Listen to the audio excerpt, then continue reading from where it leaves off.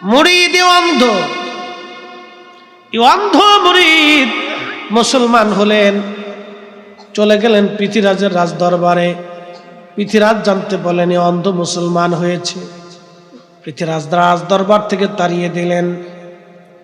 ওই অন্ধ মুরিদ খাজা বাবার দরবারে এসে কাঁদতে লাগলেন। বলে, বাবা কান্দো কেন? বলে, হুজুর আমি আপনার কাছে কালেমা পড়ছি, মুরিদ হয়েছি বিদায় পৃথিরাজ আমার চাকরিচ্যুত করেছে। রাজ দরবারে ছোট্ট একটা চাকরি করতাম, আমি অন্ধ মানুষ। হুজুর ছোট্ট একটু বেতন, কোন রকম আমার দিন মাস বাচ্চা কাচ্চা নিয়ে চলে। হুজুর চাকরি যদি না থাকে আমি অন্ধ, ভিক্ষে করে খাওয়া লাগবে। আর আমি মুসলমান, অনেকে ভিক্ষাও আমারে দিবে না। হুজুর চাকরি যদি না থাকে আমি বড় অভাব এবং কষ্টের মধ্যে পড়ে যাব। খাজা বাবা বললেন, বাবা তাহলে আমি কি করব তোমাকে বলো। বলে, হুজুর আপনি যদি একটা চিঠি লিখে দেন, পৃথিরাজ হয়তো দয়া লাগতে পারে, আপনাকে সম্মান দেখাবে, আপনাকে হয়তো সম্মান করবে, চাকরিটা আমাকে ফিরাই দিবে। দয়া করে আপনি একটা চিঠি কাগজ লিখে দেন। খাজা বাবা চিঠির মধ্যে লাগলেন, ওহে পৃথিরাজ, আমি একজন মুসলিম ফকির খাজা বাবা আজমেরি, আপনি আমার মুসলমান মুরিদকে চাকরিচ্যুত করেছেন রাজ দরবার থেকে। অত্যন্ত গরিব এবং দরিদ্র মানুষ, চাকরি না থাকলে বাচ্চারা ক্ষুধার্ত থাকবে, আপনি দয়া করে তার চাকরিটা ফেরত দিয়ে দেন। খুব নম্র ভাষা। ওলিরা তো সবসময় নরম থাকেন, বিনয়ী থাকেন। তারা চিঠিখানা দিয়ে দিলেন। চিঠিখানা নিয়ে গেছে। অন্ধ মুরিদ পৃথিরাজের কাছে বললেন, রাজা খাজা বাবা আপনার কাছে একটা চিঠি পাঠাইছে, দয়া করে নেন। চিঠিখানা নেওয়ার পরে খাজা বাবার চিঠিখানা পাওয়ার পরে পৃথিরাজের দেমাগ বেড়ে গেল, অহংকার বেড়ে গেল। আস্তে করে চিঠির মাঝখান থেকে টেনে ছিঁড়ে ফেলে দিল। চিঠিখানা যখন ছিঁড়ে ফেলে দিয়েছে, ছিঁড়া চিঠি মুসলমানের হাতে দিয়ে দিল, যাও তোর খাজা বাবাকে চিঠি ফেরত দিয়ে দে। সেরা চিঠিখানা হাতে পাওয়ার পরে খাজা বাবা বুঝলেন সে আমাকে অপমান করছে। শুনেন, ওলিদের অপমান ছোটখাটো কোনো বিষয় না। ওলিদের সম্মানে যারা হাত দেয়, আল্লাহ রাসূল বলছেন, মান আদালি ওলিয়ান ফাকাদ আযানতুহু বিল হার, আমি আল্লাহ তার সাথে যুদ্ধ ঘোষণা করি। পৃথিরাজ খাজা বাবার ইজ্জতের চাদরে হাত দিল, অহংকার করে বসলো।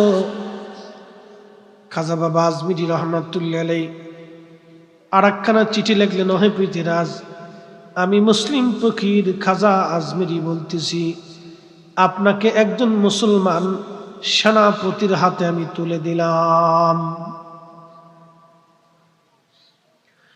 চিঠিখানা পাঠাই দিলেন। রাত্রিবেলা ঘুমানো মোহাম্মদ ঘুরি সীমান্তে সিন্ধে 1,20,000 সৈন্য নিয়ে মোহাম্মদ গুরি ঘুমায়। স্বপ্নের ঘরে খাজা বাবা বলেন, মোহাম্মদ গুরি, আমি আপনাকে নির্দেশ দিলাম, খাজা মাইনুদ্দিন চিশত আপনাকে হুকুম দিলাম, আপনি দ্রুত গতিতে ভারতবর্ষ আক্রমণ করেন। তখন ভারতবর্ষের মূল কেন্দ্রবিন্দু ছিল দিল্লি রাজধানী। পৃথিরাজ সংবাদ শুনল, মোহাম্মদ গুরি 1,20,000 সৈন্য নিয়ে ধেয়ে আসতেছে।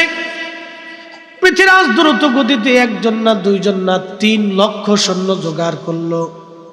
রাজত্ব বাঁচানোর জন্য 3 লক্ষ সৈন্য নিয়ে রওনা হলো। সৈন্যবাহিনী চলে পানিপথ প্রান্তর, পানিপথের দ্বিতীয় যুদ্ধ বলা হয়। এই পানিপথে যাওয়ার পরে মোহাম্মদ ঘুরির সামনে পৃথিরাজের বিরাট বড় সেনাদল সম্মুখীন হলো। মাত্র 1,20,000 সৈন্য নিয়ে জিহাদের ময়দানে দাঁড়ানো। আল্লাহ, কঠিন যুদ্ধ হচ্ছে। পৃথিরাজের চৌকস সেনারা যুদ্ধে মুসলমানদেরকে পরাজিত করতে লাগলো। মোহাম্মদ গুরি দিশা না পাইয়া বলল, তাড়াতাড়ি যাও, এখানে আজমির একজন আল্লাহর ওলি, যিনি আমাকে নির্দেশ দিয়েছেন, দ্রুত গতিতে ঘোড়া নিয়ে যাও, তাকে সংবাদ দাও মুসলমান ময়দানে দাঁড়াইতে পারে না। আজকে মোহাম্মদ ঘুরি যদি পরাজিত হয় তাহলে এই জমিনে ইসলাম আর হয়তো টিকানো সম্ভব হবে না। খাজা বাবা আজমিরি মুরাকাবায় ধানে সামনে এসে দ্রুত গতিতে খাজা বাবার সামনে এসে বলেন, হুজুর, মোহাম্মদ গুরি চিঠি পাঠিয়েছেন, মুসলমান ময়দানে দাঁড়াইতে পারে না, যুদ্ধে পরাজিত হয়ে যাচ্ছে, মুসলমানদের মন দুর্বল হয়ে যাচ্ছে, দিনের পর দিন মুসলমান যুদ্ধে শহীদ হয়ে যাচ্ছে। হুজুর, এখন আপনার দোয়া ছাড়া আর কোনো উপায় নাই, আপনি নির্দেশ দিয়েছিলেন, আপনার হুকুমে আজ আসা হয়েছে। খাজা বাবা আজমিরি ঠিক আজমির হুজরা শরীফ থেকে বের হইয়া এক মুষ্টি মাটি নিয়া দোয়া পড়লেন। দোয়া পড়িয়া পানিপথ প্রান্তরের দিকে ধুলিগুলি নিক্ষেপ করলেন। ধুলি নিক্ষেপ করলেন আজমির থেকে, ধুলি চলে আসলো পানিপথে। একবার জোরে বলা যাবে কি আল্লাহু আকবার? তেলের গাড়ি তেলে চলি, হাওয়ার গাড়ি হাওয়ায় উড়ে, বিনা তেলে চালায় গাড়ি নবী সুলাইমান। আমরা সেই মুসলমান, আমরা সেই মুসলমান। মুসলিমদের যুদ্ধের মোড় ঘুরে গেল। ধুলি ছাড়লেন আজমির থেকে, ধুলি যায় পড়ল পানিপথে। ধুলি ছাড়লেন আজমির থেকে, ধুলি যায় পড়ল পানিপথে। আল্লাহু আকবার! মুসলমানদের বিজয় সেই দিন হলো ওলি আল্লাহর গুণে। অতএব ইসলাম আসছে ওলি আল্লাহদের বদৌলতে। সেই দিন খাজা বাবা যদি বুকে হাত বেঁধে নামাজ পড়তেন, এদেশের কোটি কোটি মুসলমান এই 1200 বছর ধরে বুকে হাত বেঁধে নামাজ পড়তো, 1000 বছর ধরে বুকে হাত বেঁধে নামাজ পড়তো। খাজা বাবা সেই দিন যদি তারাবির নামাজ 8 রাকাত পড়তেন, এদেশের কোটি কোটি মুসলমান 1000 বছর ধরে তারাবির নামাজ 8 রাকাত পড়তো। খাজা বাবা সেই দিন যদি বেতরের নামাজ 1 রাকাত পড়তেন, এদেশের কোটি কোটি মুসলমান 1000 বছর ধরে তারা 1 রাকাত বেতরের নামাজ পড়তো। খাজা বাবা যদি নামাজে আমিন জোরে চিল্লান দিত, এদেশের 1000 বছর ধরে কোটি কোটি মুসলমান তারা নামাজের মধ্যে আমিন জোরে করে চিল্লান দিত। খাজা বাবা যেইভাবে নামাজ পড়েছে, এদেশের কোটি কোটি মুসলমান সেইভাবে নামাজ পড়তেছে। খাজা বাবা নিজের আইনে নামাজ পড়ে নাই, খাজা বাবা আমার নবীর তরিকায় নামাজ পড়ার কারণে আল্লাহ, তিনি আল্লাহর ওলি হইয়া কবরে ঘুমাই গেছে। কি কথা কন না কেন, ঠিক কিনা? খাজা বাবা কি উনার তরিকা না রসুলের তরিকা? রসুলের তরিকা। ওই ভারতের চর অঞ্চলের মানুষ একজন মারা গেছে, ব্রিটিশ আমল, তাদের লেখাপড়া কম, শিক্ষা দীক্ষা নাই, কিভাবে জানাজা দাফন কাফন করবে তাও জানে না, লাশটা নিয়ে বসে আছে, কিভাবে জানাজা দিবে তাও জানে না। দেখেন আল্লাহর কাছে কার সম্মান বেশি, এটা বুঝে যাওয়াটা আমাদের বড় দরকার। লটপটি চটপটি কিনা ভাবছেন জান্নাতে চলে যাবেন, বাবা না না, সম্ভব হবে না, সম্ভব হবে না। দুনিয়ার পিছনে দৌড়াইয়া আমরা আল্লাহর কি ভুলে গেলাম। আল্লাহু মুত্তাকাসুরু হাত্তা যুরতুমুল মাকাবির। আল্লাহর কোরআন বলল, দুনিয়ার সম্পদের পিছনে পড়িয়া মানুষ আল্লাহকে ভুলিয়া যায়। দুনিয়ার প্রাচুর্যের পিছনে পড়িয়া মানুষ আল্লাহকে ভুলিয়া যায়। কতদিন? হাত্তা যুরতুমুল মাকাবির, কবর পর্যন্ত। এরপরে আর কোনো সুযোগ নাই। কবর কবর কবর কবর কবর। চাঁদপুরের মুসলমান ওই আল্লাহর বান্দা মরহুম লোকটাকে নিয়ে লোকেরা বসে আছে। এমন সময় দেখে সাইকেল চলে একটা লোক যায়, সালাম দিয়ে জিজ্ঞেস করলেন, আপনি কি মুসলমান? বলে হ্যাঁ। আপনি যেহেতু সাইকেল চালান তাহলে মনে হয় সরকারি কাজে ব্যস্ত? বলে হ্যাঁ। আপনি মনে হয় শিক্ষিত মানুষ? বলে হ্যাঁ। আমরা কিভাবে মানুষ দাফন কাফন করতে আমরা বুঝি না, আমরা মুসলমান, আপনি দয়া করে আমাদেরকে একটু সাহায্য করবেন। আমি ব্রিটিশদের চাকরি করি, সময় মতো অফিসে না গেলে আমার জন্য অসুবিধা হবে। বলে দেখেন আল্লাহর দোহাই লাগে, আমরা মরা মানুষের কিভাবে এই দাফন কাফন হবে জানি না, আপনি একটু দয়া করে আমাদেরকে দেখায় দেন, আপনারও আমরা সাহায্য করব। লোকটা কবর খোঁড়ার জন্য সিস্টেম দেখে দিল, কাফন আনার জন্য কাপড় চোপড় লাগিয়ে কবর খনন করতে লাগলো। কাফন দাফন আনা হলো, নিজে কাফন দাফন সেটিং করে তার কাফন দাফন করলেন, গোসল করাইলেন, গোসল করে কাফনের ব্যবস্থা করলেন, কাফন গায়ে লাগাইলেন। কবর খনন করা হয়েছে, কবরে নিয়ে গেলেন। আল্লাহর বান্দা নিচে নামিয়া কবরে তারে রাখিয়া মাটি টাটি দিয়ে চলে গেলেন। অফিসে যায় দেখতেছেন তার পকেটের যে আইডেন্টি কার্ডটা হারাই গেছে। চিন্তায় পড়ে গেলেন, আইডি কার্ডটা কোথায় গেল, এখন কি হবে আমার? খুব চিন্তা করার পরে ভাবলেন বাসার থেকে আইডি কার্ড আনছিলাম, ওই মরহুমকে কবরে নামানোর সময় আমার বুক পকেট থেকে হয়তো কবরে আইডি কার্ডটা পড়ে গেছে। আবার দ্রুত গতিতে সাইকেল চলে আসে, বললো আল্লাহর বান্দারা আপনারা আমার একটু সাহায্য করেন। বলে কি সাহায্য? আমার একটা আইডি কার্ড কবরের মধ্যে পড়ে গেছে, কবরের উপর থেকে মাটি সরাইয়া আমার আইডি কার্ডটা নেওয়ার ব্যবস্থা করে দেন, আবার আপনারা কবর সমান করে দিয়েন। লোকেরা বললো দেখেন এই বিষয় তো আমরা কিছু বুঝি না, জানি না, ধর্মকর্ম জানা নাই, আপনি দয়া করে যেইভাবে পারেন সেইভাবে নিয়ে যান। লোকটা মাথার কাছ থেকে মাটি সরাইয়া বাঁশ সরাইয়া ভিতরে যখন মাথা ঢুকায় হাত দিছে, দেখে পোড়া কবরটা আল্লাহর জান্নাতের বাগান হয়ে গেছে। পুরা ফুল দিয়ে কবরটা সাজানো, এত পরিমাণে সুঘ্রাণ ওই কবর মাটি সরানোর পরে সুঘ্রাণগুলি বের হয়ে আসতেছে। মুহূর্তের ভিতরে 30, 40, 50 কিলোমিটার ব্যাপী সুঘ্রাণ ছড়ায় গেল।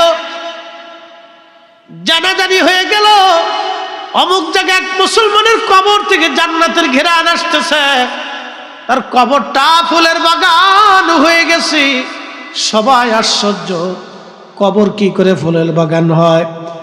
এই জন্য আল্লাহর নবী বললেন আল কবরু রাউযাতুম মিন রিয়াজিল জান্নাহ, আমার উম্মতের মধ্যে কারো কারো কবর হবে জান্নাতের বাগান। রওজার ভিতরে একটা রওজা, নবীর কারণে উম্মতের কবর রওজা হয়, আর আমার নবীর কবর রওজা হয় না। আমার দেশের বুকে হাত বেঁধে এক মৌলবীরা ওয়াজ করে নবীর কবরকে রওজা বলা যাবে না, নবীর কবর রওজা হয় না। একবার জোরে বলা যাবে কি নাউজুবিল্লাহ? কিন্তু সব কয়টার আকলের মধ্যে কুত্তায় পেশাব করছে। তাই আসতে কোন কেন জোরে বলেন, সত্য সাক্ষ্য দিয়ে ইবাদত, এটি সব কয়টার আকলের মধ্যে কুত্তায় পেশাব করছে। আপনি চিন্তা করেন, আপনাদেরকে আরেকটু বুঝাই। মদিনাতে একটা অংশ আছে রিয়াজুল জান্নাহ। কোন অংশটুকু? নবীজির হুজরা থেকে মিম্বার পর্যন্ত, হুজরা মিম্বার সহ জায়গাটুকু রিয়াজুল জান্নাহ। কেন রিয়াজুল জান্নাহ হলো? ওখানে আলাদা কি বৈশিষ্ট্য আছে? কি জন্য রিয়াজুল জান্নাহ হবে? কারণটা কি? রিয়াজুল জান্নাহ নবীজি হুজরা মুবারক থেকে ওই পর্যন্ত মিম্বারে বারবার আসা যাওয়া। দেখেন শারফুল মাকিন ওয়া শারফুল মাকান, আরবিতে প্রবাদ, শারফুল মাকানে ওয়া শারফুল মাকিন। কিছু জায়গার কারণে মানুষের দাম বাড়ে, কিছু মানুষের কারণে জায়গার দাম বাড়ে। মক্কা হওয়ার কারণে মক্কাবাসীর দাম বাড়ছে, বাইতুল আকসার কারণে ফিলিস্তিনের দাম বাড়ছে। আমার নবী মদিনায় থাকার কারণে মদিনার দাম বাড়ছে, মদিনার কারণে নবীর দাম বাড়ে নাই। নবীকে মানব জাতির ভিতরে পাঠানোর কারণে মানব জাতির দাম বাড়ছে, মানব হওয়ার কারণে নবীর দাম বাড়ে নাই। আমার দেশের ক্ষতি সম্পন্ন অনেকে চিন্তা বহুত ওয়াজ করে, কই নবীরে মাটির মানুষ বানাইছে বিদায় নবীর দাম বাড়ছে। ওর আকলের মধ্যে কুত্তায় পেশাব করছে। আরে আমাদের রসুলকে মাটির মানুষের ভিতরে পাঠানোর কারণে, মাটির মানুষের ভিতরে পাঠানোর কারণে মাটির মানুষের দাম বাড়ছে। মাটির মানুষের জন্য নবীর দাম বাড়ে না, নবীর কারণে আমাদের দাম বাড়ছে। কি কথা কর না কেন? নবীর সাহাবী ছিলেন মেজবান রাসূল আইয়ুব আনসারী। আমার দিকে তাকান, আইয়ুব আনসারী, বেশি লম্বা না, প্রচন্ড শীত, খুব ইম্পর্টেন্ট কথা। আইয়ুব আনসারী উট ছেড়ে দিলেন। নবীজি হিজরত করে মদিনায় গেছেন। মদিনাতুল মুনাওয়ারাতে যাওয়ার পরে সবাই খালি কয়, হুজুর আমাদের বাড়িতে আসেন, আমাদের বাড়ি আসেন, আমাদের বাড়ি আসেন। আহা, মদিনার মানুষ পাগল হয়ে গেল না, কি বৃদ্ধ, কি যুবক, কি শিশু, কি নারী, সবাই শুধু বলে আমাদের বাড়ি আসেন। আল্লাহর নবী বলেন, কার বাড়ি যাবো, কি বেজার হবে, আমার উট ছেড়ে দিলাম, উট যার বাড়িতে যাবে আমি নবী তার বাড়ি যাব। উট ছেড়ে দিলেন, সব উট চলতে লাগলো। আল্লাহ রসুল বললেন, তোমরা পথ ছেড়ে দাও, আমার উটকে আল্লাহ নির্দেশ দিয়ে দিছে, উট কোথায় বসবে সে নির্দেশিত, যেখানে আমার জায়গা সেখানে যে বসে যাবে। উট সর্বপ্রথম মসজিদ নববীর মূল দরজার সামনে এসে বসে গেল, যার কারণে এটা প্রথম মসজিদ বানানো হলো, মসজিদে নববী। এখানে এসে বসে গেল, এখান থেকে উট আবার উঠলো, উঠে যাইয়া হযরত আইয়ুব আনসারীর বাড়ির সামনে বসে গেল। হযরত আইয়ুব আনসারীর বাড়ি ছিল দ্বিতল বিশিষ্ট, 2 তলা, 2 তলা বাড়ি। আইয়ুব আনসারী বলেন, ইয়া রাসূলুল্লাহ, আপনার জন্য 2 তলা আমি বরাদ্দ করলাম। আইয়ুব আনসারী নবীর জন্য 2য় তলা বরাদ্দ করে দিলেন। আল্লাহর নবী উপরে, আনসারী পরিবার নিচে। কিন্তু আল্লাহ রসুল বলেন, ও আনসারী তোমরা নিচে থাকো, তোমরা উপরে থাকো, আমি নবী নিচে চলে যাই।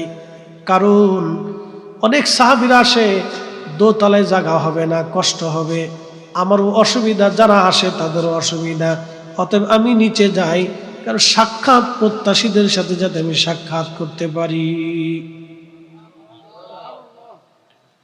আল্লাহর নবী নিচে চলে গেলেন, আইয়ুব আনসারী উপরে। এই দেখেন, আমার দিকে তাকান, আইয়ুব আনসারী তার ঘরের উপরে 2 তলায়, কিন্তু স্ত্রীকে ডাক দিয়ে বলল, বিবি, নবী নিচে আমরা উপরে, কি করে হয়? সারা রাত্র স্ত্রী আর স্বামী ঘুমান নাই, একই চিন্তা। তারা একটা পাশে চলে গেলেন ঘরের, আমরা উপরে ঘুমাবো আর রসুল নিচে থাকবে, এটা হবে না, আমাদের বেয়াদবি, এটা হয় না, নবী নিচে আর আমরা উপরে, এটা হবে না। সাহাবী পরিবার কয়, না, আমরা উপরে থাকবো, নবী নিচে থাকবে, এটা হবে না, আমরা নিচে থাকবো, নবী উপরে থাকবে।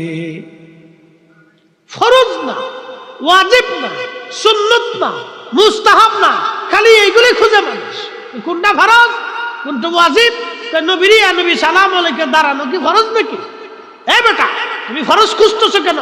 আইয়ুব আনসারী রাদিয়াল্লাহু আনহুকে রাসূল ইজাজত দিয়েছে, তোমরা 2 তলায় থাকো, কিন্তু নবীর ইশকের কারণে সাহাবী বলতেছে, আমি উপরে থাকবো, রাসূল নিচে থাকবে, এটা কি করে হয়? সারা রাত্র স্বামী আর স্ত্রী ঘুমান নাই, এই চিন্তা যে আমাদের না জানি কোনো বেয়াদবি হয়ে যায়। ঘরের এক কোণায় চলে গেলেন, সকালবেলা বের হয়ে বলেন, ইয়া রাসূলুল্লাহ, আপনি নিচে থাকবেন আর আমরা উপরে থাকবো, এটা হতেই পারে না, মরে গেলেও আমরা পারবো না। হুজুর আপনি উপরে থাকেন, আমরা নিচে থাকতে হবে। ইয়া রাসূলুল্লাহ, আপনাদের নিচে দিয়ে আমরা উপরে ঘুমাইতে পারবো না। একসাথে কইলেন আল্লাহু আকবার। দলিলে না ভালোবাসা? আস্তে কনকে, দলিলে না ভালোবাসা? এটা ভালোবাসা, এটা দলিলে হয় না। তাজিম কখনো দলিলে হয় না, অন্তর থেকে আসে। প্রিয় মুসলমান আমার, এইভাবে সাহাবীরা রাসূলকে মহব্বত করে গেছে। আইয়ুব আনসারী তিনি উপরে থাকলেন না, নিচে চলে আসলেন, আল্লাহর নবীকে উপরে দিয়ে দিলেন। খুব মনোযোগ দেন, বলছিলাম ওই আল্লাহর বান্দার কথাগুলি, যে আল্লাহর বান্দার কবরে জান্নাতের বাগান হয়ে গেল, কবর বেহেশতের টুকরা হয়ে গেল। আল্লাহ কেন জান্নাতের বাগান হলো, এটা আমাদের জানার দরকার। কি তার জীবনে আমল ছিল, কোন আমলের কারণে তার কবর জান্নাতের বাগান হলো, আমাদের বোঝার দরকার। বাজানো, হযরত আল্লাহ রসুলের রওজা মোবারক থেকে মিম্বার শরীফ পর্যন্ত এটা জান্নাতের বাগান। নবী বারবার আসার কারণে জায়গাটা জান্নাতের বাগান হয়ে গেল, রিয়াজুল জান্নাহ হয়ে গেল। আবার নবীর কারণে জায়গার ইজ্জত সম্মান বেড়ে গেল। আল্লাহর বান্দা কবরের ভিতরে, কবর জান্নাতের বাগান হয়ে গেছে। কারণ কি, কবরটা কেন জান্নাতের বাগান হলো? সারা এলাকায় সুগন্ধ ছড়িয়ে গেল, হিন্দু মুসলমান সবাই দেখার জন্য আসছে, আলেম ওলামাও আসলো। এই সংবাদ শুনিয়ে হাজার হাজার মানুষ ভিড় করলো। এই কবরের ভিতরে কেন জান্নাতের ঘ্রাণ আসে? উলামা একরাম এসে বললেন, ঠিক আছে, সময় তো অনেক পার হয়ে গেল, আপনারা আবার কবরের উপর মাটি দিয়ে দেন, কবরটা বন্ধ করে দেন, আর আপনারা আমাদেরকে ওই বাড়ির ওই লোকটার কে ফ্যামিলি আছে, আপনজন আছে, একটু খবর বলে দেন। লোকেরা নিয়ে গেছে বাড়িতে, একটা মাত্র মেয়ে আছে, একটা মাত্র মেয়ে। উলামা একরাম তার বাড়িতে গেলেন, মেয়েটা কাঁদতেছে। আলেমরা বলল, মা বলবেন তোমার বাবার কবরটা জান্নাতের বাগান হয়ে গেল। কবরের ভিতর থেকে জান্নাতের ঘেরানে 2-4-50 কিলোমিটার ব্যাপী ছড়িয়ে গেল। হাজার হাজার লক্ষ মানুষ আসছে দেখার জন্য। ও মা, বলবা তোমার বাবার জীবনের আমল কি ছিল? মেয়েটা কেঁদে বলল, হুজুর, আমরা গরিব মানুষ, কোনো শিক্ষা দীক্ষা আমাদের নাই, মা মারা গেছেন, আমারা গরিব মানুষ, আব্বা যান সারাদিন পরিশ্রম করে কোনো রকম রুটি রুজি আনতেন, কোনো রাত বাবা মেয়ে খাইতাম, কোনো রাত আমরা না খেয়ে থাকতাম। কিন্তু আমার আব্বাকে দেখছি 5 ওয়াক্ত নামাজ পড়তো, কিন্তু রাত্রিবেলা আমার আব্বা যান একটা আমল, আব্বাকে দেখছি ছোট্ট প্রদীপ বাতি জ্বালাইয়া, বাবার হাতের মধ্যে একটা বই ছিল, বইটা বাবা পড়তে পারতো না। এই বইটার ভিতরে লাইনে লাইনে আব্বাকে দেখছি আঙ্গুল ঘুরাইতো আর বলতো, আল্লাহ এটা তোমার কালাম, এটা তোমার কোরআন, আমি পড়তে পারি না, আমি পড়তে জানি না, আল্লাহ এটা তোমার কালাম, এটা তোমার কালাম। একজন আশিক পড়তে পারতো না, কোরআনের প্রত্যেক লাইনে লাইনে আঙ্গুল ঘুরাইতো আর বলতো, রব এটা তোমার কালাম, আমি পড়তে জানি না, আমি পড়তে পারি না, আল্লাহ এটা তোমার কোরআন, আল্লাহ এটা তোমার কোরআন, এটা তোমার কালাম, আমি পড়তে জানি না, রব এটা তোমার কালাম,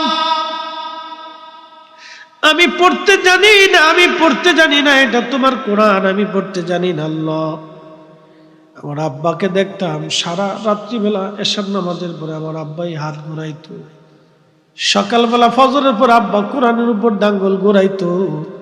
উলামা একরাম ডাক দিয়ে বলেন, মা রে বইটা দাও। বইটা খুলে দেখলো কোরআনুল কারীম, প্রত্যেক লাইনে লাইনে দাগ হয়ে গেছে। সারা জীবন আঙ্গুল ঘুরাইছি, আঙ্গুল ঘুরাইতে ঘুরাইতে পৃষ্ঠাতে দাগ হয়ে গেছে, পৃষ্ঠাতে তার দাগ হয়ে গেছে। উলামা একরামের বুঝার আর বাকি নাই, অন্তর থেকে হৃদয়ের গভীর থেকে কোরআনকে মহব্বত করার জন্য, আল্লাহর কোরআন তেলাওয়াত করার প্রতি নিজের মনকে ঝুঁকে দেওয়ার জন্য, আল্লাহর প্রতি ভালোবাসার জন্য আমার আল্লাহ তার কবরটাকে জান্নাতের বাগান বানাই দিচ্ছে। চাঁদপুরবাসী, সম্পদের দিকে আল্লাহ তাকাবে না, টাকার দিকে তাকাবে না, আল্লাহ আপনার চেহারা স্বাস্থ্যের দিকে তাকাবে না, কঠিন ক্ষমতা টাকা পয়সার দিকে আল্লাহ তাকাবে না, আল্লাহ শুধু তাকাবে আপনার অন্তরের দিকে।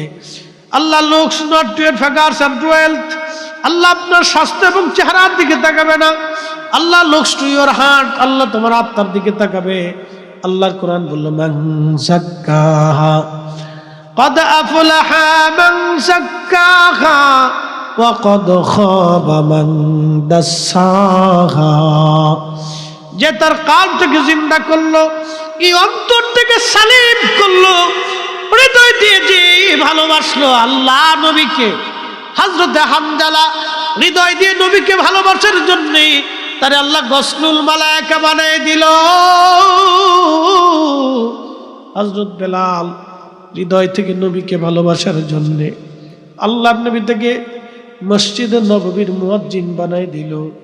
ও নবীর উম্মতেরা, এই জন্য আপনাদেরকে বলি, যাহা করবেন ইখলাসের সাথে, হৃদয় থেকে যেটা করবেন সেটা আল্লাহর দরবারে কবুল হয়ে যাবে।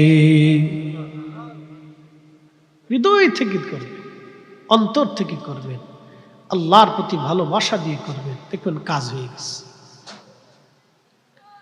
উলামায়ে কেরামের আর বুঝার বাকি নেই, কোরআনের প্রতি তার এতটা সুঘাত শ্রদ্ধা এবং ভালোবাসার জন্য আল্লাহ তার কবরটাকে জান্নাতের বাগান বানাই দিয়েছে।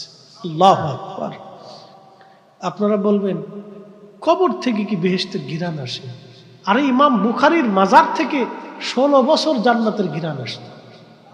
হ্যাঁ হয়েছে না? আরো জোরে বলেন। 16 বছর ওনার কবরের মাটি পর্যন্ত বেহেশতের ঘিরান আসতো, মাটির থেকে। মানুষ মাটি নিয়ে যাইতো সুঘ্রাণ দেখে মাটি নিয়ে যাইত।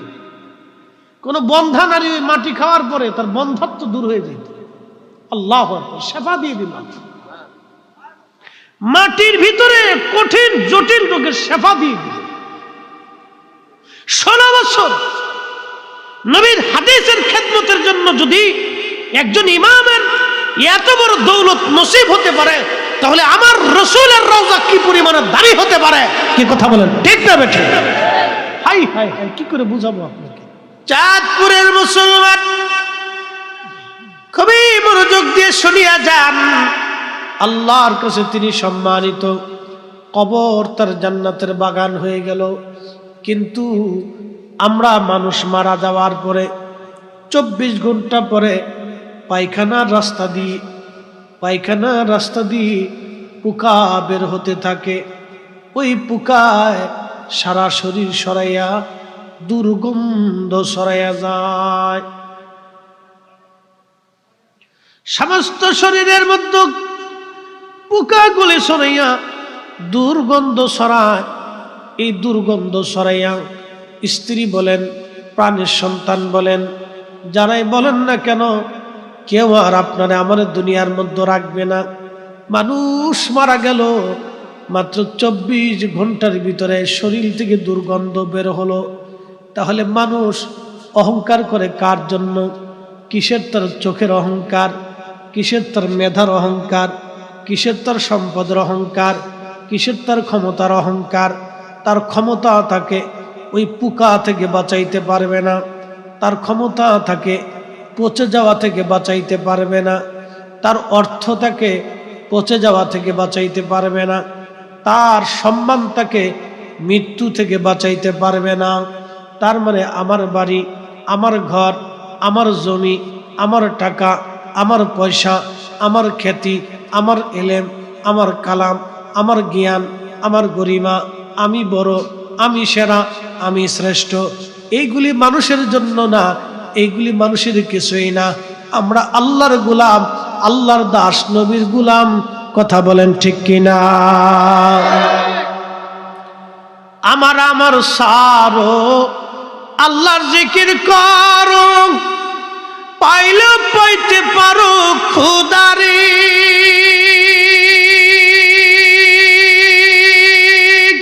কি কথা কর না কেন?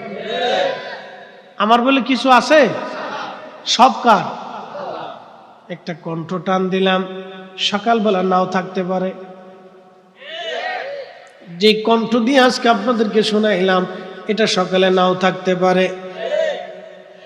যেই জ্ঞান আপনি সুস্থ, সকালবেলা অসুস্থ হতে পারেন। ঘুম থেকে উঠে দেখবেন প্যারালাইসিস রোগে অর্ধাঙ্গী পড়ে গেলেন আপনি, ঘরেই পেশাব করতে হবে বিছানায়, বাথরুম, পেশাব, পায়খানা বিছানায়। কয়দিন পরে দেখবেন পোকা লেগে গেছে, ঘা হয়ে গেছে, দুর্গন্ধ শুরু হয়ে যাবে। আপনার কাছে আর কেউ যাবে না, আপনার টাকা আপনাকে বাঁচাইতে পারবে না, আপনার ক্ষমতা আপনাকে বাঁচাইতে পারবে না। অর্থমন্ত্রী আবুল মাল আব্দুল মুহিত সাহেব মারা গেলেন, আল্লাহ তারে মাফ করে দিন।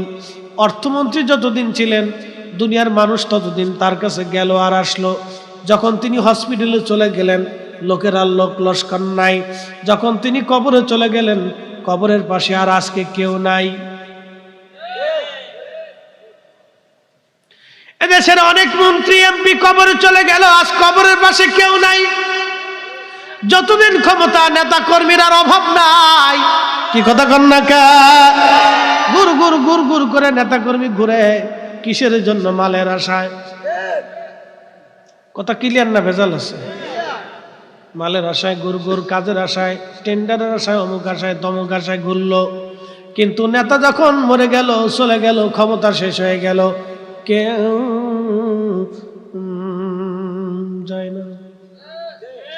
আমার সারো দমের জিকির করো, আমার সারো আল্লাহর জিকির করো, পাইলো পাইতে পারো খুদারি।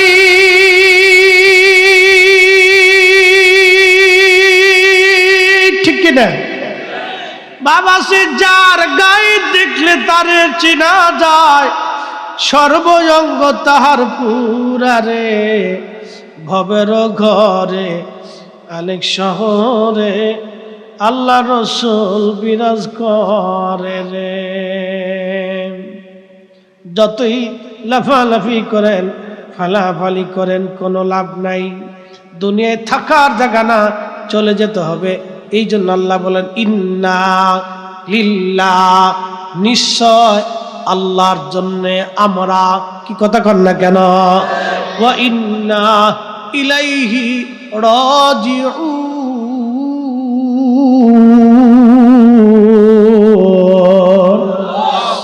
আবার আল্লাহর কাছে ফিরে চলে যাব। কার কাছে?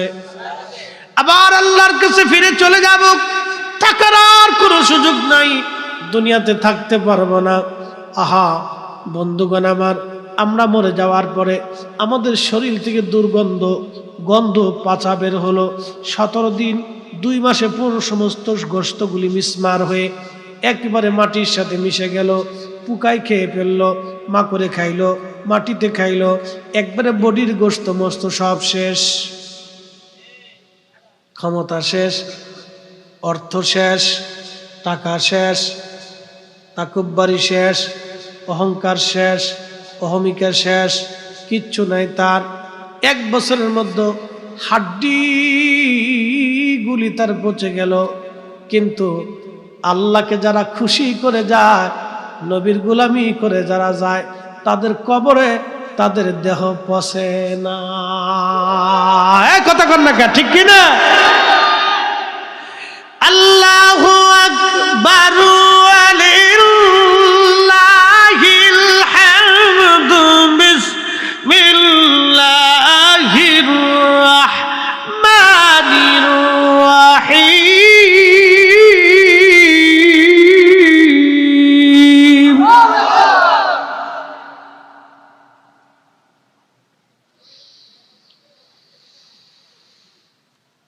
আল্লাযীনা আমানু ওয়া কানু ইয়াত্তাকুনা লাহুমুল বুশরা ফিল হায়াতিদ দুনিয়া ওয়া ফিল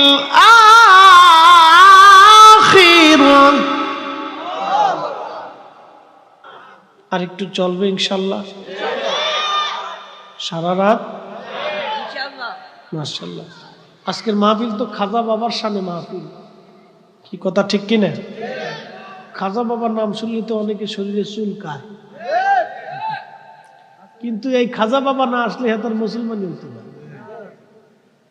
এই খাজা বাবা আসার কারণে তোরা মুসলমানিত্ব পাইছ, আজান পাইছ, নামাজ পাইছ, রোজা পাইছ। কি কথা কর না কে?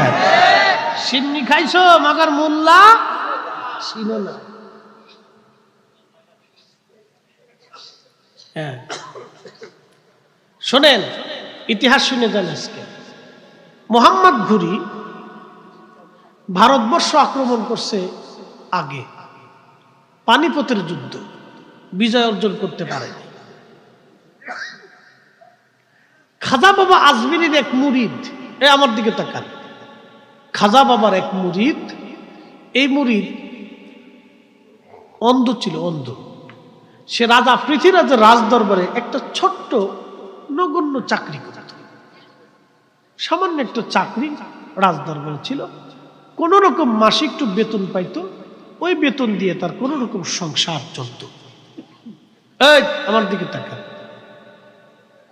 কথা শুনে।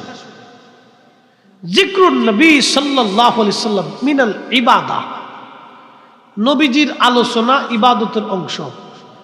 যিকরুস সালিহিনা কাফারা, ইমাম মানাবী আত-তাইসিরের মধ্যে লিখছেন, যিকরুস সালিহিনা কাফারা, আর ওলি আল্লাহদের আলোচনা করলে, তাদের কথা শুনলে আমাদের সগীরা গুনাহগুলি আল্লাহ মাফ করে দেয়।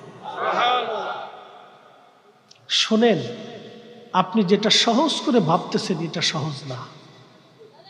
আচ্ছা, খুব মনোযোগ দেন। আপনারা যেটা সহজভাবে দেখেন যে ইসলাম পেয়ে গেছি, একবারে সহজ।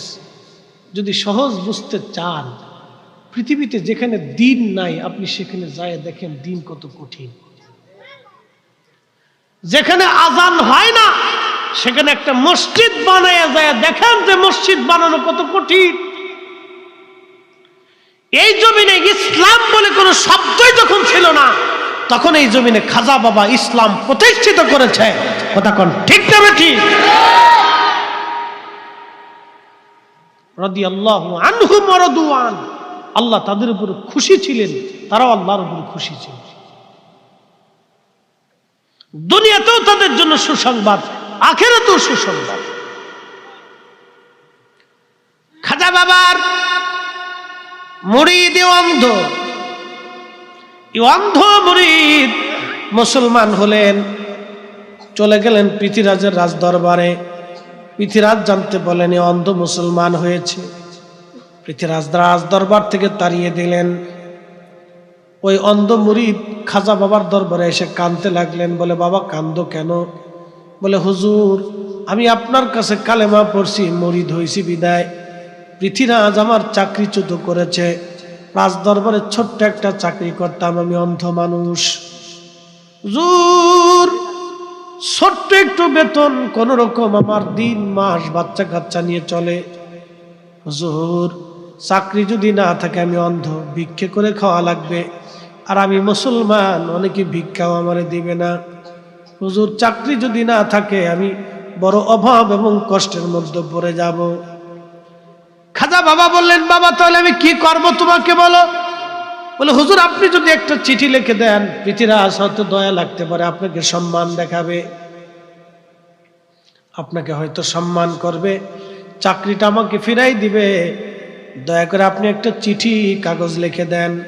খাজা বাবা চিঠির মধ্যে লাগলেন, ওহে পৃথিরাজ, আমি একজন মুসলিম ফকির খাজা বাবা আজমিরি, আপনি আমার মুসলমান মুরিদকে চাকরিচ্যুত করেছেন রাজ দরবার থেকে। অত্যন্ত গরিব এবং দরিদ্র মানুষ, চাকরি না থাকলে বাচ্চারা ক্ষুধার্ত থাকবে, আপনি দয়া করে তার চাকরিটা ফেরত দিয়ে দেন। খুব নম্র ভাষা। ওলিরা তো সবসময় নরম থাকেন, বিনয়ী থাকেন। তারা চিঠিখানা দিয়ে দিলেন। চিঠিখানা নিয়ে গেছে। অন্ধ মুরিদ পৃথিরাজের কাছে বললেন, রাজা খাজা বাবা আপনার কাছে একটা চিঠি পাঠাইছে, দয়া করে নেন। চিঠিখানা নেওয়ার পরে খাজা বাবার চিঠিখানা পাওয়ার পরে পৃথিরাজের দেমাগ বেড়ে গেল, অহংকার বেড়ে গেল। আস্তে করে চিঠির মাঝখান থেকে টেনে ছিঁড়ে ফেলে দিল। চিঠিখানা যখন ছিঁড়ে ফেলে দিয়েছে, ছিঁড়া চিঠি মুসলমানের হাতে দিয়ে দিল, যাও তোর খাজা বাবাকে চিঠি ফেরত দিয়ে দে। সেরা চিঠিখানা হাতে পাওয়ার পরে খাজা বাবা বুঝলেন সে আমাকে অপমান করছে। শুনেন, ওলিদের অপমান ছোটখাটো কোনো বিষয় না। ওলিদের সম্মানে যারা হাত দেয়, আল্লাহ রাসূল বলছেন, মান আদালি ওলিয়ান ফাকাদ আযানতুহু বিল হার, আমি আল্লাহ তার সাথে যুদ্ধ ঘোষণা করি। ওলিদের সম্মানটাকে ছোট করে দেখবেন না, ছোট করে দেখার কোনো সুযোগ নাই। আল্লাহর কোরআন বলল, ওয়ালিল্লাহিল ইজ্জাতু ওয়ালি রাসূলিহি ওয়ালিল মুমিনিনা ওয়ালাকিন্নাল মুনাফিকিনা লা ইয়ালামুন।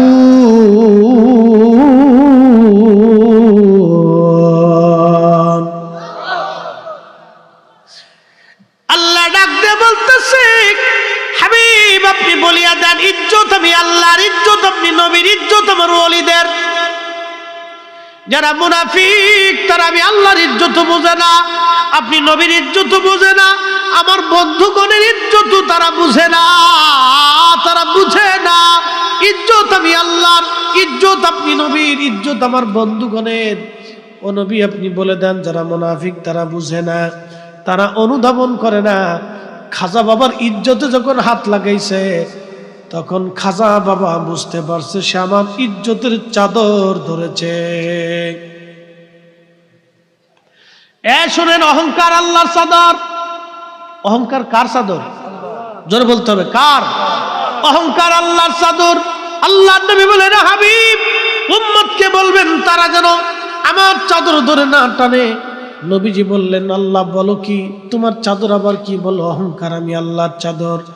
আপনার উম্মতকে বলবেন তারা যাতে অহংকার না করে।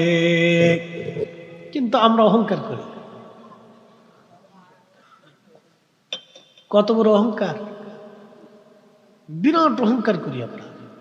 একটু পয়সা হলে সে আর মাটির চায় না, আকাশের দিক চাই আছে। একটু দুর্গে পয়সা হলে এটা আকাশের দিক চাইছে, আগে মাটির দিকে আর চায় না। এমন ভাবলইছে যে দুনিয়া একবার উদ্ধার করে ফেলেছে। আরে পৃথিবী বিখ্যাত রাজা বাদশাহ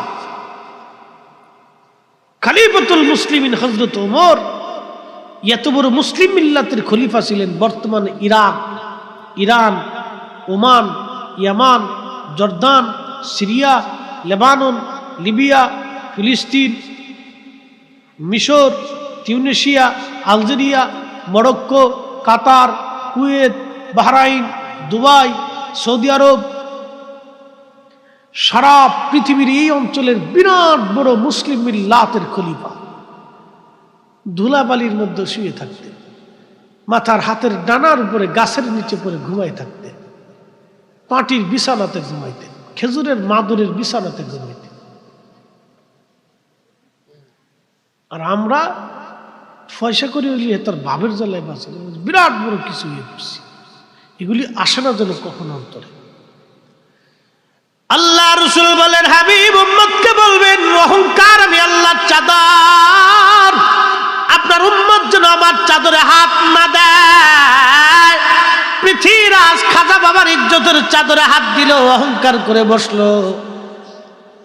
খাজা বাবা আজমিরি রহমাতুল্লাহ আলাইহি আর একখানা চিঠি লিখলেন, হে পৃথ্বীরাজ, আমি মুসলিম ফকির খাজা আজমিরি বলতেছি, আপনাকে একজন মুসলমান সেনাপতির হাতে আমি তুলে দিলাম। চিঠিখানা পাঠাই দিলেন।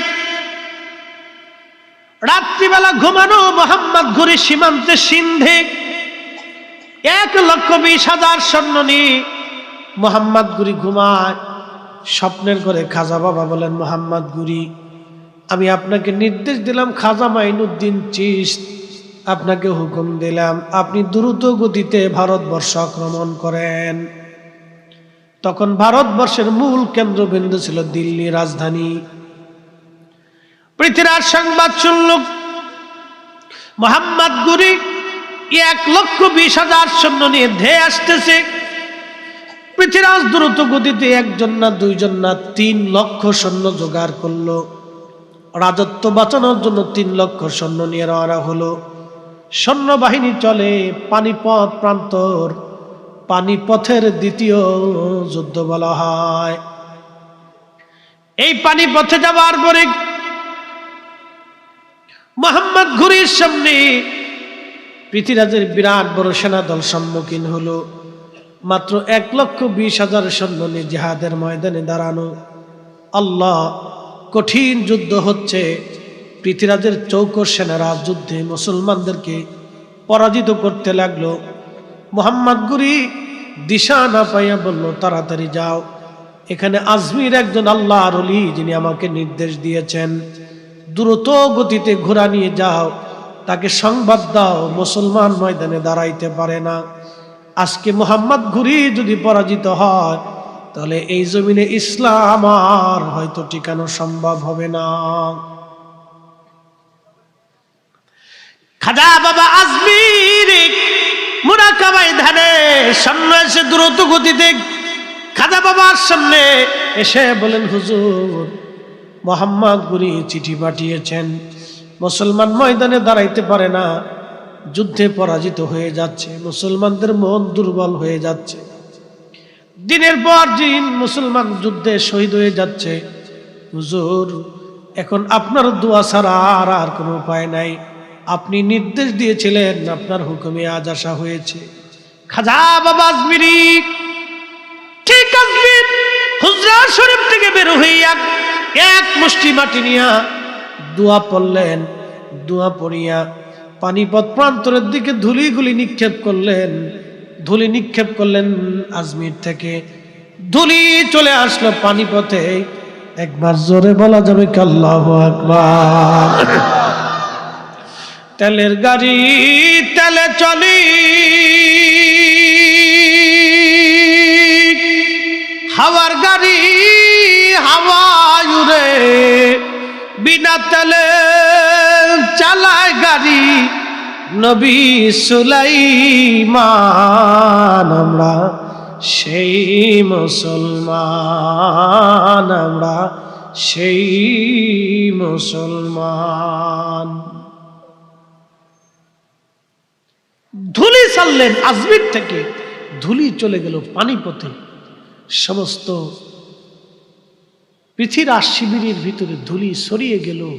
তাদের অন্তর দুর্বল হয়ে গেল, মনোবল দুর্বল হয়ে গেল, চোখে মুখে তারা ভিন্ন দেখতে লাগলো, দিক শূন্য দেখতে লাগলো।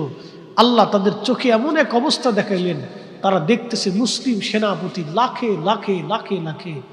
এত মুসলিম সেনাপতি তাদের চোখে দেখতে লাগলো যে দেখা হিন্দু সৈন্যদের মন দুর্বল হয়ে গেল। বুঝতে পারছেন বিজয়ের মালিক একসাথে বলতে হবে কে? মুসলমান ধনে জনে অস্ত্রে শস্ত্রে কোনদিনই বিজয় হয়নি। আজকে হামাসের যোদ্ধারা কি নিয়ে যুদ্ধ করে কন্ত? ওগার কয়টা রকেট আছে, কয়টা মেশিন গান আছে, কয়টা এই বন্দুক আছে, এই দিয়ে ইসরায়েলের আপনি চিন্তা করেন শত শত কোটি ডলারের এক একটা ট্যাঙ্ক ওদের একটা ছোট্ট রকেট লঞ্চারে ধ্বংস হয়ে দিতেছে, পুড়ে শেষ হয়ে দিতেছে। কিন্তু দেখবেন ভিডিওতে প্রত্যেকটা রকেট লঞ্চার ছাড়ার আগে ওরা হাসবুনাল্লাহু নি'মাল ওয়াকিল বিসমিল্লাহি আল্লাহু আকবার বিসমিল্লাহি আল্লাহু আকবার বলে ছাড়তেছে। বুঝতে পারছেন? বুঝে যায়। আমাদের দেশের পোলাপান তো ওই বয়সের পোলাপান দাঁড়ায় মুতে, কি কথা কর না কেন মুইতে ফানিও নেই। হামাসের যে মুক্তিযোদ্ধারা যুদ্ধ করতেছে, যে যুবকগুলি, আর আমার দেশের এই সমস্ত যুবকরা তো খারাইয়া মুতে।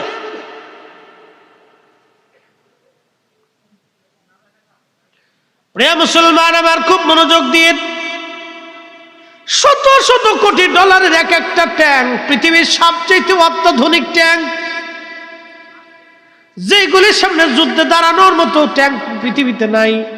এই সমস্ত ট্যাঙ্কগুলি একটা ছোট্ট রকেট লঞ্চারে পুড়ে শেষ হয়ে যাচ্ছে। সারার আগে দেখবেন প্রত্যেকে বিসমিল্লাহি আল্লাহু আকবার কয়, আর হাসবুনাল্লাহু নি'মাল ওয়াকিল নি'মাল মাওলা আর নি'মান নাসির মেরে ছেড়ে দিতেছে। এক একটা রকেট লঞ্চারে শত শত কোটি ডলারের আপনার ওই এক একটা ট্যাঙ্ক পুড়ে পুড়ে ছাই হয়ে যাইতেছে। একসাথে বলবেন আল্লাহু আকবার। বুঝতে পারছেন তো বিজয়ের মালিক কে? একসাথে বলতে হবে কে? আল্লাহ বিজয়ের মালিক। আপনাকে শুধু স্থির থাকতে হবে, দ্বীনের উপরে আপনাকে দায়েম এবং কায়েম থাকতে হবে, মজবুত থাকতে হবে আপনাকে। প্রিয় চাঁদপুরের মুসলমান খুব মনোযোগ দিয়ে, মোহাম্মদ ঘুরি মুসলিমদের যুদ্ধের মোড় ঘুরে গেল। ধুলি ছাড়লেন আজমির থেকে, ধুলি যায় পড়ল পানিপথে। ধুলি ছাড়লেন আজমির থেকে, ধুলি যায় পড়ল পানিপথে। আল্লাহু আকবার। মুসলমানদের বিজয় সেই দিন হলো ওলি আল্লাহর গুণে। অতএব ইসলাম আসছে ওলি আল্লাহদের বদৌলতে। সেই দিন খাজা বাবা যদি বুকে হাত বেঁধে নামাজ পড়তেন, এদেশের কোটি কোটি মুসলমান এই 1200 বছর ধরে বুকে হাত বেঁধে নামাজ পড়তো, 1000 বছর ধরে বুকে হাত বেঁধে নামাজ পড়তো। খাজা বাবা সেই দিন যদি তারাবির নামাজ 8 রাকাত পড়তেন, এদেশের কোটি কোটি মুসলমান 1000 বছর ধরে তারাবির নামাজ 8 রাকাত পড়তো। খাজা বাবা সেই দিন যদি বেতরের নামাজ 1 রাকাত পড়তেন, এদেশের কোটি কোটি মুসলমান 1000 বছর ধরে তারা 1 রাকাত বেতরের নামাজ পড়ত। খাজা বাবা যদি নামাজে আমিন জোরে চিল্লান দিত, এদেশের 1000 বছর ধরে কোটি কোটি মুসলমান তারা নামাজের মধ্যে আমিন জোরে করে চিল্লান দিত। খাজা বাবা যেইভাবে নামাজ পড়েছে, এদেশের কোটি কোটি মুসলমান সেইভাবে নামাজ পড়তেছে। খাজা বাবা নিজের আইনে নামাজ পড়ে নাই, খাজা বাবা আমার নবীর তরিকায় নামাজ পড়ার কারণে আল্লাহ, তিনি আল্লাহর ওলি হইয়া কবরে ঘুমাই গেছে। কি কথা কন না কেন, ঠিক কিনা? খাজা বাবা কি উনার তরিকা না রসুলের তরিকা?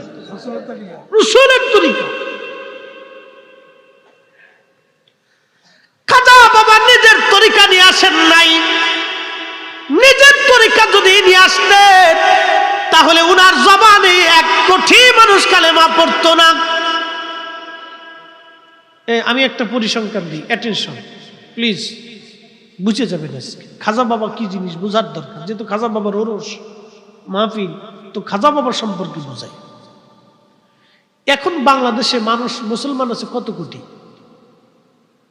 18 কোটি ধরে। ভারতে মুসলমান আছে কত? প্রায় 60। 18 আর 60 কত হইল? 78, 80 ধরে। রোহিঙ্গা টোহিঙ্গা দিয়ে, ওই মায়ানমার দিয়ে, ভুটান দিয়ে, নেপাল দিয়ে 80 ধরে। 80 কোটি। পাকিস্তানে কত আছে? 15 কোটি। আফগানিস্তানে আছে এই বেল্ট দিয়ে আরো ধরলাম, তাহলে মোটামুটি 100 কোটি মুসলমান আফগানিস্তান, পাকিস্তান, ভারত, বাংলাদেশ, মায়ানমার, ভুটান, নেপাল দিয়ে, চীন ধরলাম, সাথে চীনও ধরলাম। 100 কোটি মুসলমান শুধু এই বেল্টে। চীনে 1 কোটির উপরে মুসলমান আছে। 100 কোটি মুসলমান শুধু এই বেল্টে। আর সারা পৃথিবীতে মুসলমান আছে 200 কোটি। বাদ বাকি মুসলমান ইউরোপে, আফ্রিকাতে, আরবে, আমেরিকাতে, অস্ট্রেলিয়া, সব বিশ্ব দিয়ে। বুঝছেন আজকে কথা? বুঝে যেতে হবে। বাদ বাকি 100 কোটি মুসলমান ওই বেল্টে। খাজা বাবা আজমেরি আসলেন এই বেল্টে। আমি পাকিস্তান বাদ দিলাম। খাজা বাবা যখন আসছে তখন পাকিস্তানি এর আগে দাতাগঞ্জে বক্স দিন কায়েম করে ফেলছে। ভারত, বাংলাদেশ এই অঞ্চল দিয়ে মুসলমান আছে প্রায় 70-75 কোটি। এই 75 কোটি মুসলমান হওয়ার পিছনে কার অবদান একটু বুঝে যেতে হবে। আজকে এই 75 কোটি মুসলমানের অঞ্চলে আলেম আছে মিনিমাম হলো 50 লক্ষ। কত লক্ষ? 50 লক্ষ ভারত বাংলাদেশ দিয়ে আলেম আছে। হাজার হাজার ওয়াজ হয়, প্রত্যেক জুমাতে, প্রত্যেক মসজিদে নসিহত হয়। তবলিগ আছে, তবলিগ সারা আছে, পীর মুরিদি আছে, এগুলো সারাও আছে। বিভিন্ন লোকেরা বিভিন্নভাবে মানুষের দিনের দাওয়াত দেয়। 75 কোটি মুসলমান যা করতে না পারছে, মুসলমান কয়জন বানাইছে এই পর্যন্ত? কর, এই 20 বছরে কয়জন মুসলমান হয়েছে বলেন? বলেন তো কয়জন হয়েছে? খাজা বাবা সেই দিন কি ওয়াজ করলেন? না মাদ্রাসা, না মসজিদ, না আলেম, না মুসলমান, না জনসমাবেশ, না সেমিনার, না কনফারেন্স, না উরুস, না ইজতেমা, কিচ্ছু না। খাজা বাবা একা ওয়াজ করলেন কি? ওয়াজের জবানের প্রয়োজন কি? ওনার এক ওয়াজে হাঁটলেন, দাওয়াত দিলেন, হাঁটলেন, দাওয়াত দিলেন। 1 কোটি মানুষ কালেমা পড়ল। একসাথে জোরে বলা যাবে না আল্লাহু আকবার। খাজা বাবাকে ছোট করে দেখার কোনো সুযোগ? এই জন্য আপনাদেরকে বারবার আমরা ওলিদের শান বলে বলে সতর্ক করি। সতর্ক করা আমাদের দায়িত্ব, মানা না মানা আপনার। আপনি মানলেও খাজা বাবা আজমেরি আল্লাহর ওলি, মাটির উপরে ওলি, মাটির নিচে ওলি। কি কথা কন না কেন? না মানলেও ওলি। আপনার আমার মানা না মানা দিয়ে তার ইজ্জত কমবেও না, বাড়বেও না, বরং তিনাদেরকে মোহাব্বত করলে আমাদের ইজ্জত বাড়বে। আল মারউ মা মান আহাব্বা। আল্লাহ রাসূল সহিহ বুখারীতে বলছেন, তুমি যাকে মহব্বত করবা হাসরের মাঠে তার সাথে তোমার হাসর নাসর হয়ে যাবে। আজকে খাজা বাবার নামে যারা এই মাহফিল সাজাইছেন, মূলত মাহফিলটা আপনারা খাজা বাবাকে ভালোবাসেন, এটার একটা বহিঃপ্রকাশ। বলেন, এই ভালোবাসাটা কি বিফলে যাবে? অবশ্যই। ওলি আল্লাহদেরকে শ্রদ্ধা করবেন, ভালোবাসবেন, মহাব্বত করবেন, পক্ষে থাকবেন, আল্লাহ নিজেই তাদের পক্ষে।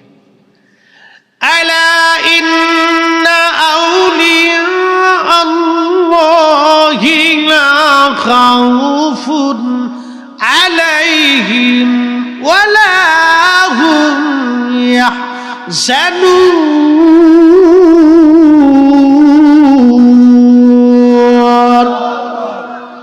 এই আয়াত এবং তাফসীর বলে দিয়ে যাচ্ছি। প্রশ্ন রাখবেন মুফতি ফরিদি, খাজা বাবা আজমিরীকে ভালোবাসলে লাভ কি? আল্লাহর কোরআন বলতেছে, আলা সাবধান, ইন্না নিশ্চয় আউলিয়া আল্লাহ, আমার ওলি যারা, বন্ধু যারা, তাদের কোনো ভয় নাই, চিন্তা নাই, তারা চিন্তিত হবে না, ভয়ও তারা পাবে না। আয়াতের তাফসীর আবু দাউদের কিতাবুত তাফসীরের ভিতরে আসছে, আল্লাহর নবীজি বলতেছেন, কিয়ামতের মাঠে আরশে মুআল্লার নিচে একদল বান্দা নূরের চেহারা, নূরের মিম্বর নিয়ে তারা বসে থাকবে। চেহারায় নূর, মিম্বর নূর, নূরের মিম্বরে নূরের চেহারায় তারা বসে থাকবে।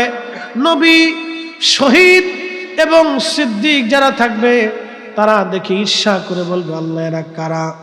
এদের এত বড় দাম তুমি দিলা, নূরের মিম্বরে নূরের চেহারায় তারা বসে আছে, কারণ কি? আল্লাহ পাক বলবে, আমার নবী ওলিরা, নবী শহীদরা, তোমরা শোনো, এরা হলো সেই ব্যক্তি যারা দুনিয়াতে একজন আর একজনকে আল্লাহর জন্য ভালোবাসতো, আল্লাহর জন্য ভালোবাসতো, আমি আল্লাহর জন্য ভালোবাসতো। আমরা খাজা বাবা আজমিরীকে ভালোবাসি আল্লাহর জন্যে। এ কথা কন না কেন? কার জন্যে?